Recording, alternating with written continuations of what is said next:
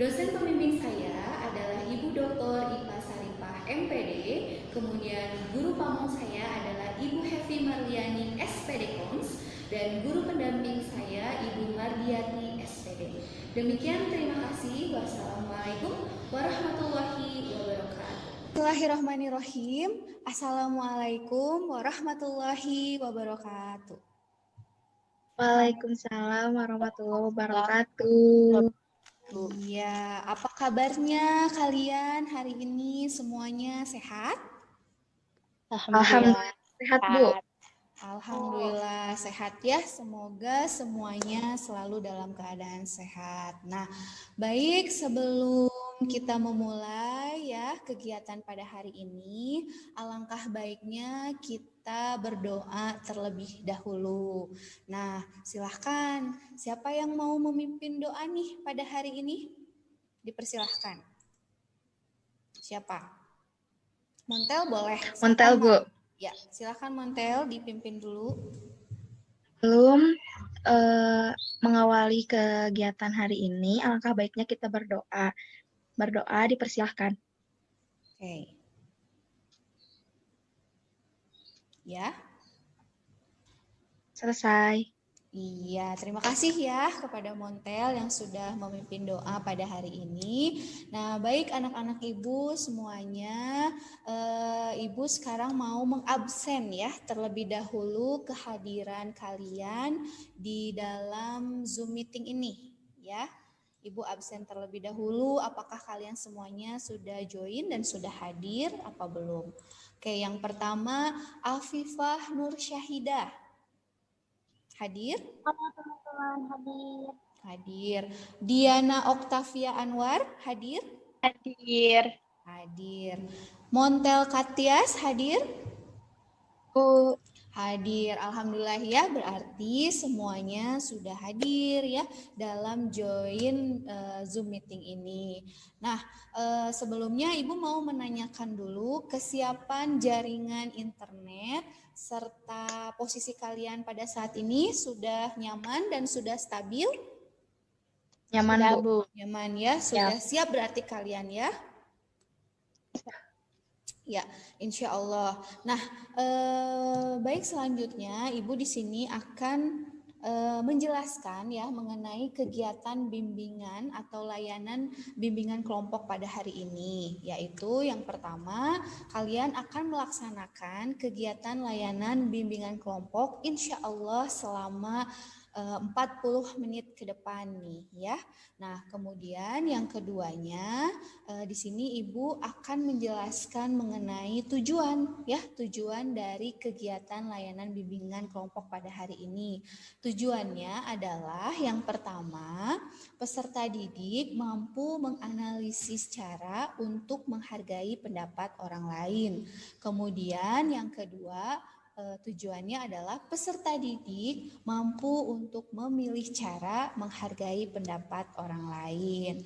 Nah, setelah tadi Ibu sudah menjelaskan tujuan, di sini Ibu juga akan menjelaskan mengenai langkah-langkah ya kegiatan yang akan kalian lakukan pada hari ini. Yang pertama yaitu kalian akan saling mencurahkan pendapat kalian masing-masing sesuai dengan materi dan topik kegiatan pada hari ini.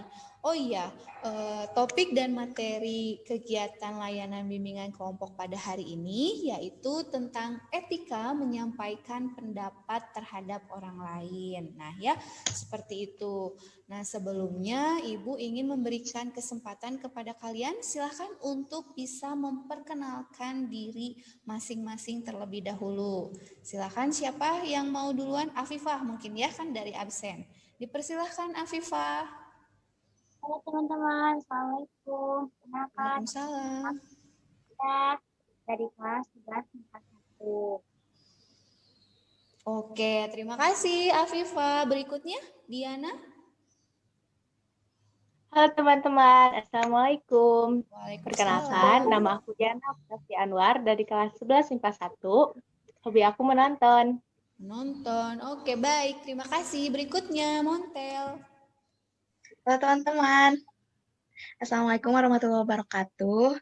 Nama aku Montel Katias dari kelas 11 IPA 1, terus hobi aku bernyanyi.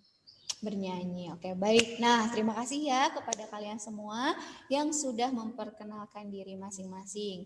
Di sini Ibu juga akan menjelaskan ya mengenai peran ya Ibu sebagai guru BK dan kalian sebagai anggota kelompok. Nah, terhadap tugas serta tanggung jawab dari masing-masing. Tadi kan sudah Ibu jelaskan ya, kalian nanti saling bergantian boleh mencurahkan pendapat menurut ide serta pemikiran kalian masing-masing. Nah, dalam kegiatan layanan bimbingan kelompok pada hari ini, kita sepakati dulu nih, di sini ada asas-asas kelompok ya. Yang pertama adalah asas kesukarelaan. Nah, insya Allah anak-anak ibu yang cantik-cantik ini ya, sukarela kan mengikuti kegiatan layanan bimbingan kelompok pada hari ini, ikhlas gitu lillahi ta'ala, insya Allah. Insya Allah. Insya Allah. Oke, baik ya, alhamdulillah. Kemudian yang asas yang keduanya yaitu adalah asas keterbukaan. Nah, asas keterbukaan di sini maksudnya kalian boleh menyampaikan pendapat kalian sesuai dengan pemikiran kalian masing-masing gitu ya. Jadi saling terbuka saja. Nah, itu mungkin ya penjelasan di awal dari Ibu. Nah, supaya kegiatan layanan bimbingan kelompok pada hari ini semakin semangat lagi, Ibu akan memberikan ice breaking terlebih dahulu. Nah, Ibu akan mencontohkan ya terlebih dahulu ice breakingnya. Nah, kemudian nanti kalian boleh mengikuti kita lakukan secara bersama. Oke, siap?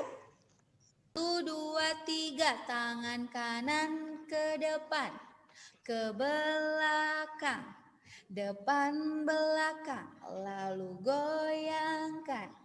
Lakukan seperti ini dan berputar. Mudahkan caranya. Oke, tepuk tangan buat kita semua. Tepuk tangan, alhamdulillah ya. Nah, itu ice breaking yang mudah-mudahan bisa membuat kita semakin semangat lagi untuk melaksanakan kegiatan layanan bimbingan kelompok pada hari ini. Nah, baik, kita masuk ke dalam kegiatan inti ya. Di sini Ibu akan menayangkan salah satu video yang Ibu adaptasi dari salah satu YouTube channel ya, yaitu namanya channel Beasiswa Jarum. Nah, video tayangan ini bercerita tentang debat. Nah, nanti tugas kalian adalah kalian menyimak video tersebut dari awal hingga akhir, kemudian kalian menganalisis tayangan video tersebut. Bagaimana? Paham sampai di sini? Paham. Ya. Kami dari tim Siliwangi menyatakan dengan tegas mendukung penghapusan ujian nasional sebagai syarat kelulusan sekolah. Ketidakmerataannya kualitas pendidikan yang ada di Indonesia. Kita ketahui bahwa perbedaan antara fasilitas dan prasarana yang ada di Indonesia bagian barat dan yang ada di Indonesia bagian timur sangat timpang. Ujian nasional mampu memunculkan kecurangan sistematis yang ada di sekolah. Jadi siswa dengan sangat segera melakukan persiapan-persiapan yang curang dengan melakukan persiapan-persiapan negatif sehingga ini mampu menciptakan kecurangan yang sistematis. Seperti kita ketahui, tujuan dari diadakannya ujian nasional yang pertama yaitu mengukur hasil belajar selama ini para peserta didik atau siswa, dan yang kedua adalah untuk mengukur seberapa siap negara, provinsi, kabupaten, maupun sekolah tersebut agar para peserta didiknya menjadi siap untuk melaksanakan ujian nasional. Ketika hanya mengadakan ujian sekolah secara lokal, para guru ataupun sekolah menyelaraskan kemampuan peserta didiknya dengan soal ujian yang diberikan. Hal itu tidak selaras dengan tujuan utama diadakannya ujian nasional, di mana itu untuk meningkatkan kecerdasan tiap peserta didik secara luas atau general. Ujian nasional itu tidak adil. Tidak adil di sini. Mengapa kami berkata tidak adil? Karena hasil belajar siswa selama 3 tahun, berbagai proses dilalui siswa, hanya ditentukan oleh 4 hari. Mutu pendidikan antara kota dan desa. Di mana desa buku saja susah didapatkan. Dibandingkan dengan kota yang sarana dan prasarana sudah tersedia dengan baik, dan mereka harus mengimbangi kemampuan anak-anak yang ada di kota. Itu sangat tidak adil. Itu sangat tidak adil. Pada tahun 2009, dana yang dikeluarkan untuk ujian nasional sebesar 572 miliar. Dan pada tahun 2012, 600 miliar. Coba teman-teman bayangkan, ketika 600 miliar itu kita alokasikan ke infrastruktur pendidikan, akan bagaimana lebih baiknya pendidikan Indonesia ini ke depannya. Ujian nasional bukan satu-satunya standar kelulusan, tapi dipadukan dengan yang lain, yakni ujian sekolah. Seperti yang kita ketahui, porsi ujian nasional 60%, ujian sekolah 40%. Disinilah letak keadilan pemerintah. Mereka mengeluarkan keputusan untuk mengadakan ujian nasional. Ini diimbangi oleh kegiatan-kegiatan yang lain. Di antaranya adalah kurikulum disamakan, metode pembelajaran disamakan. Jadi seluruh siswa di Indonesia mendapatkan perlakuan yang sama. Kita negara hukum yang harus menjunjung tinggi hukum di atas segalanya. Kita harus menjadikan hukum sebagai panglima. Dan keputusan Mahkamah Agung nomor register 2596-K/PDT/2008 sudah menegaskan ujian nasional dihapuskan. Jika ini masih dilaksanakan, kita sudah melanggar hukum kita sendiri, kita sudah menginjak-injak hukum kita sendiri, dan kita sudah tidak menghormati nilai-nilai hukum yang ada di Indonesia. Ini sama saja melanggar Pancasila dan Undang-Undang Dasar 1945. Kenapa pertama ujian nasional tiba-tiba dicetuskan secara revolusi? Langsung. Karena apa? Kita melihat negara Singapura dan Malaysia saja yang lebih kecil dari kita, yang merdekanya paling muda dari kita, mereka bisa standarnya lebih tinggi. Itu kenapa? Berarti standar itu penting untuk menentukan kualitas. Terima kasih. Nah, berikut ya video tayangan tentang debat.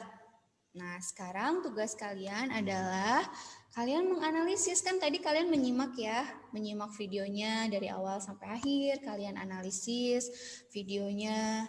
Nah, kira-kira nih ya, apakah di antara kalian ada yang mengetahui tentang cara menghargai pendapat orang lain itu seperti apa dari tayangan video tersebut? Silahkan, siapa yang mau menjawab terlebih dahulu? Bu. Oke, Montel, dipersilahkan Montel. Sesuai tayangan video tadi, kalau hasil analisis Montel yaitu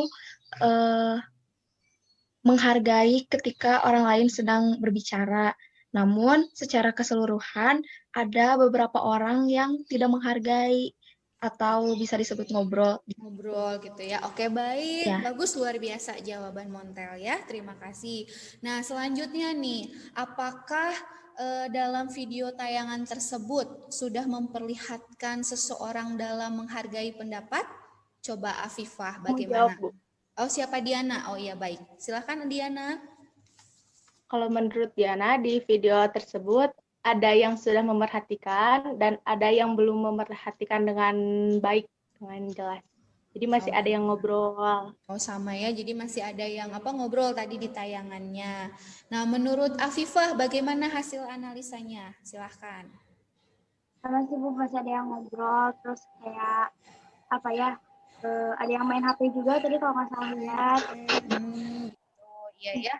Jadi dari tayangan tersebut, setidaknya kalian sudah bisa menganalisis ya tentang seseorang, bagaimana cara dia menghargai pendapat orang lain. Nah, baik. Selanjutnya di sini nih, apakah kalian sudah pernah memiliki ya pengalaman tentang cara menghargai pendapat orang lain? Siapa di sini yang mau berbagi pengalamannya? Silahkan. Saya pernah, Bu. Montel ya, oke, silakan Montel. Bagaimana ceritakan pengalaman Montel dalam menghargai pendapat orang lain? Waktu di kelas kan suka ada presentasi di antara murid-murid gitu.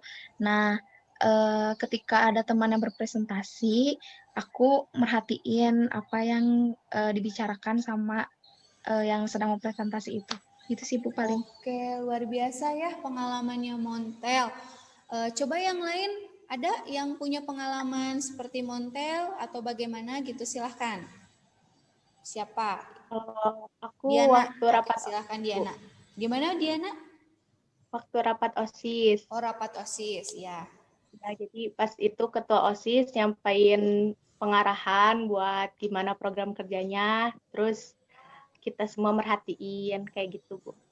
Oke, berarti waktu Diana mengikuti kegiatan OSIS gitu ya, lalu ketua OSISnya sedang berbicara di depan, Diana menyimak ya apa yang disampaikan oleh ketua OSIS tersebut. Nah, itu luar biasa, bagus banget ya. Nah, coba Afifah bagaimana Afifah pengalamannya? Kan ada guru tadi ngejelasin, kan harus diperhatiin, jadi aku harus perhatiin gitu sih. Mohon maaf nih Afifah agak putus-putus ya suaranya. Coba lebih didekatkan lagi mikrofonnya. Nah, iya. Jadi coba diulangi tadi bagaimana pengalamannya Afifah itu waktu guru sedang menerangkan di depan. Nah, jadi murid-murid termasuk Afifah juga memperhatikan ya apa yang disampaikan oleh guru tersebut. Alhamdulillah luar biasa nih ya jawaban-jawaban dari kalian semua. Nah, berikutnya coba ada yang bisa tidak mengidentifikasikan cara-cara dalam menghargai pendapat terhadap orang lain itu seperti apa? Cara-caranya. Coba. Siapa yang pertama mau mulai? Oh, Montel. Silakan, Mon. Yang pertama itu yang pasti bersikap sopan ya, Bu ya. Iya. Terus mendengarkan. Oke, yang lain tambahannya? Diana mungkin? Kalau dari aku menerima pendapat orang lain gitu, Bu. Jadi misalkan kalau ada perbedaan pendapat sama kita harus bisa nerima pendapat orang lain dengan lapang dada. Dengan lapang dada. Jadi tidak ribut ya. Jadi saling menghargai meskipun berbeda. Oke, bagus jawabannya. Afifah bagaimana?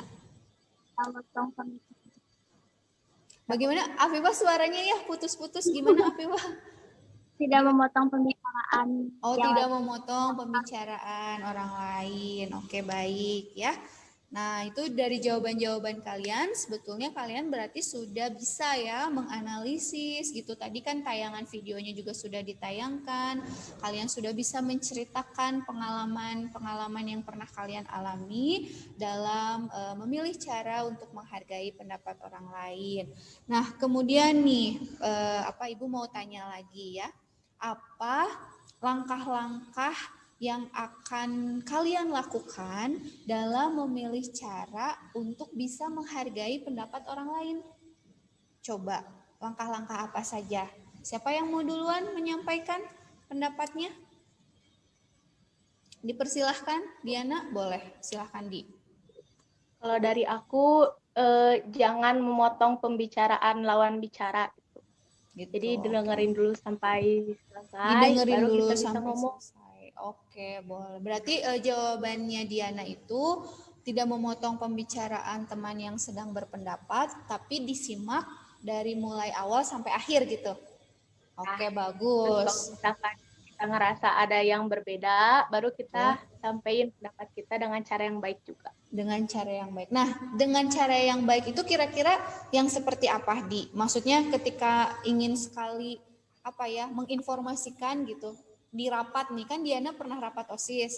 Nah, misalnya ketua OSISnya sedang menyampaikan apa, tapi Diana tuh udah greget nih pengen nyampain. Nah, sikap apa yang akan Diana lakukan pada saat itu ketika ketua OSISnya belum selesai, tetapi Diana ingin menginformasikan sesuatu gitu. Istilahnya apa? Harus gimana? Harus sopan, Bu. Harus sopan dengan mengacungkan, mengacungkan tangan ya. Ya, mengacungkan tangan atau istilahnya permisi dulu gitu kan ya, permisi dulu. Oke, baik. Coba yang lainnya bagaimana langkah-langkahnya, coba Afifah gimana? Ya, kalau aku misalkan Ibu mau nanya ke orang yang nyampein materi kayak gitu, aku pasti permisi, terus sebut nama sama asal sekolah, mungkin kalau ada ini.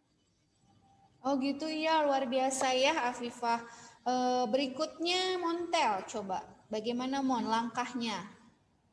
Jadi tadi kata Diana kan enggak memotong pembicaraan. Jadi selain enggak memotong pembicaraan, kita juga harus menghargai pendapat yang udah diutarakan sama lawan bicara. Gitu sih paling. Oke, bagus ya, luar biasa jawaban dari Diana, jawaban dari Afifah, dan jawaban dari Montel juga. Nah, berikutnya nih, apa sih yang paling mendasari atau melatar belakangi kalian dalam memilih cara untuk menghargai pendapat orang lain. Apa yang paling mendasari diri kalian? Coba, Montel, apa yang paling melatar belakangi? Soalnya aku juga pengen dihargai sama orang lain, Bu. Iya, betul ya. Jadi yang paling mendasari Montel itu dalam memilih cara karena Montel juga ingin dihargai oleh orang lain ya. Iya, luar biasa bagus ya untuk jawabannya. Nah, berikutnya nih, apa yang sekarang atau yang bisa kalian lakukan ya untuk rencana dalam memilih cara menghargai pendapat orang lain? Silahkan, siapa dulu? Diana dulu boleh? Rencana apa yang bakal Diana lakukan untuk memilih cara menghargai pendapat orang lain? Rencana ke depannya. Kalau cara yang bakal aku lakuin mah dari akunya sendiri. Jadi kalau misalkan mau nyampein pendapat, akunya juga harus dengan bahasa yang baik dan sopan biar akunya juga bisa dihargain sama orang lain. Benar kata Montel tadi. Betul, iya luar biasa ya. Semoga rencananya Diana bisa terlaksana dengan baik. Berikutnya Afifah, bagaimana Afifah? Rencananya. Aku sih sebelum sebelum kita dihargai sama orang, kita juga harus menghargain orang tersebut yang tadi nyampein bicara. Kita juga kalau misalnya bertanya harus dengan sopan, nyampeinnya juga dengan sopan. Oke, ya itu rencananya Afifah ya. Nah, kalau rencananya Montel gimana? Paling tidak memulai pembicaraan ketika belum dipersilahkan. Kalau misalkan dalam rapat kan biasanya suka ada dipersilahkan betul, betul, iya. Wah, luar biasa ya jawaban dari Afifah, dari Montel, dari Diana juga. Nah, memang anak-anak ibu semuanya memang betul apa yang kalian sampaikan, apa yang kalian tadi analisis melalui video tersebut, itu memang betul. Dan ada beberapa banyak cara kan yang bisa kita pilih untuk bisa menghargai pendapat orang lain ya.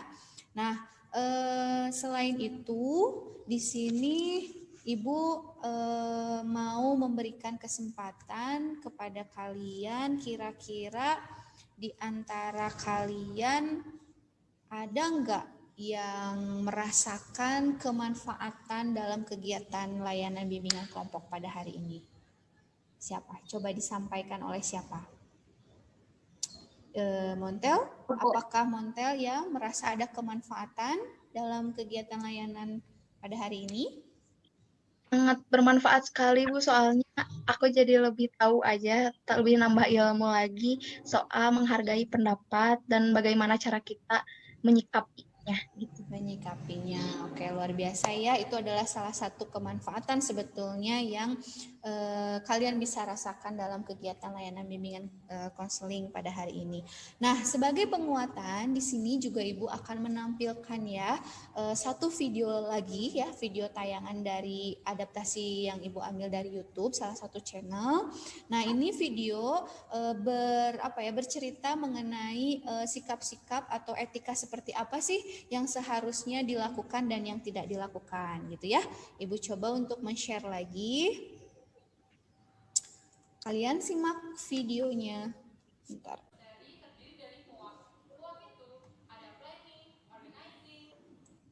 Bukannya ada pavilion ya? Nah, yang barusan kan asal ngegas gitu ya. Sebaiknya gimana sih?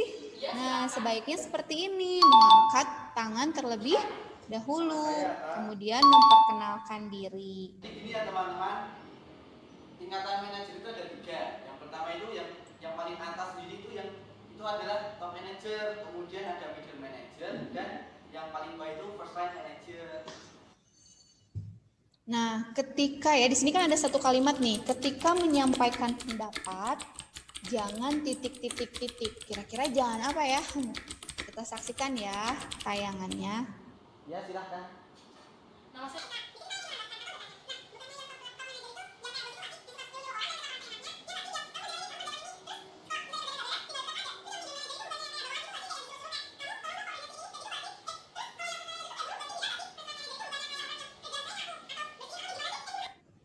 Wah, sampai ada yang ngantuk ya.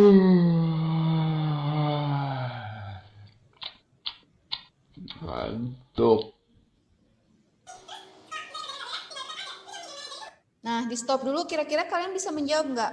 Ketika ada seseorang yang sedang menyampaikan pendapat, jangan apa jawabannya? Ada yang bisa jawab? Aku mau ikut jawab, Bu. Apa? Gimana Afifah?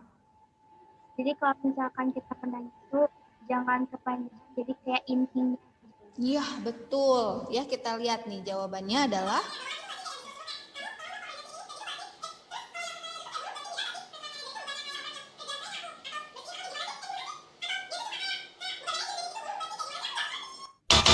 iya, bertele-tele ya. Tapi seharusnya seperti apa sih yang harus kalian lakukan? Nah, yang harus kalian lakukan adalah yang seperti ini. Saya Melani, saya ingin bertanya, bagaimana sih perincian dari masing-masing tugas dari manajer tersebut?